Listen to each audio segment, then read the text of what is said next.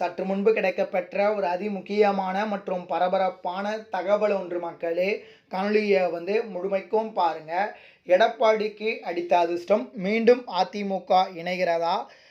இதை பற்றி தான் இந்த காணொலியில் பார்க்க போகிறோம். காணொலிக்குள் போவதற்கு முன்பு இது போல அரசியல் சார்ந்த உண்மை நிலவரங்களை நீங்கள் உடனுக்குடனே தெரிஞ்சுக்கணும்னு நினச்சிங்கன்னா நம்முடைய சேனலை மறக்காமல் சப்ஸ்கிரைப் பண்ணிட்டு பக்கத்தில் இருக்கக்கூடிய பெல் பட்டனை ஆலில் செட் பண்ணி வச்சுக்கோங்க. அப்போ தான் நம்ம போடுற ஒவ்வொரு அப்டேட்ஸும் பார்த்தீங்கன்னா உங்களுக்கு நோட்டிஃபிகேஷனில் வரும். இப்போ வாங்க வீடியோக்குள்ளே போயிடலாம்.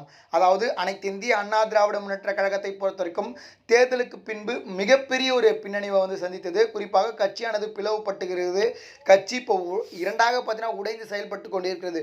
ஒன்று எடப்பாடி தலைமையிலான ஒரு அணியும், இன்னொன்று பார்த்தீங்கன்னா எஸ்பி வேலுமணி மற்றும் சி.வி. சண்முகம் அவங்களோட தலைமையிலான ஒரு அணியுமாக பார்த்தீங்கன்னா இருந்துட்டு வராங்க. இந்த சூழ்நிலையில் பார்த்தீங்கன்னா தற்பொழுது அதிமுகவிலிருந்து இவர்களை நீக்கி இருக்கிறார் எடப்பாடி பழனிசாமி.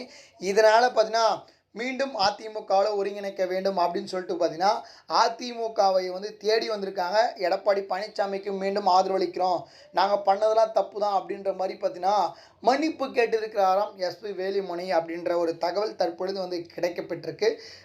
இவர்கள் கட்சியை பிளவுபடுத்தினதுக்கான காரணம் என்னென்னா, அதாவது அதிமுகவை பொறுத்த வரைக்கும் கடந்த 2021 2026 வரை நடந்த ஒரு தேர்தலில் கூட பார்த்தீங்கன்னா இப்போ வெற்றியை பெறலை, படுந்தோல்வியை மட்டுமே சந்தித்துட்டு வராங்க.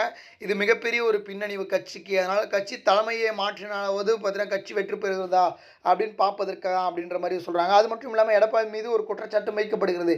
என்னென்னா, எடப்பாடி பழனிசாமி அவர்கள் தேர்தலுக்கு பின்பு பார்த்தீங்கன்னா எப்படியாவது அமைச்சராகணும், முதலமைச்சராகணும் அப்படின்றதுக்காக, அதாவது திமுகவை எதிர்த்து தொடங்கப்பட்ட அதிமுகவை திமுகவுடனே கை கோர்க்கலாம் அப்படின்ற பேச்சுவார்த்தையை நடத்தினாராம். குறிப்பாக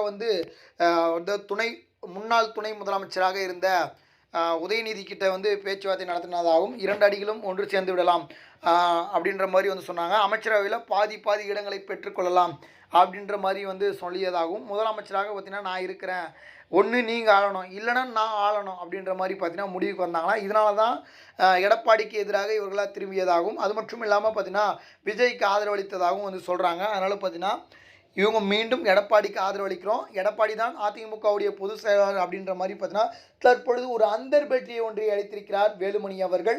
இதனால் பார்த்தீங்கன்னா கட்சி மீண்டும் ஒருங்கிணைப்பதற்கான வாய்ப்புகள் அதிகமாக இருப்பதாக சொல்லப்படுகிறது.